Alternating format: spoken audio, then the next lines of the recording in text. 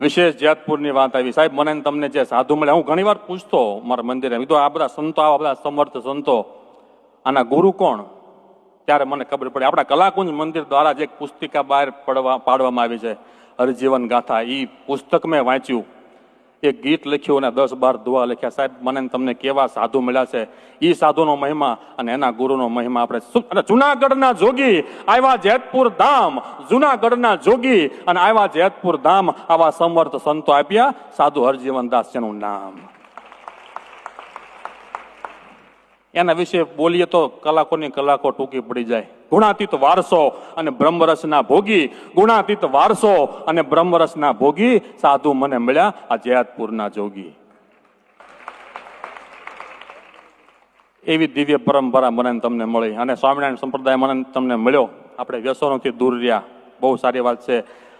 દર્શન કરતા હૈયું ઠરે અને કરતા મન ધાર્યા કામ. દર્શન કરતા હૈયું ઠરે અને કરતા મન ધાર્યા કામ. કલાકુંજ મંદિરમાં બિરાજતા મંગલ મૂર્તિ ઘનશ્યામ.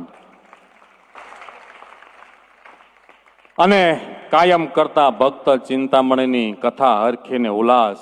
કાયમ કરતા ભક્ત ચિંતામણીની કથા હરખીને ઉલ્લાસ.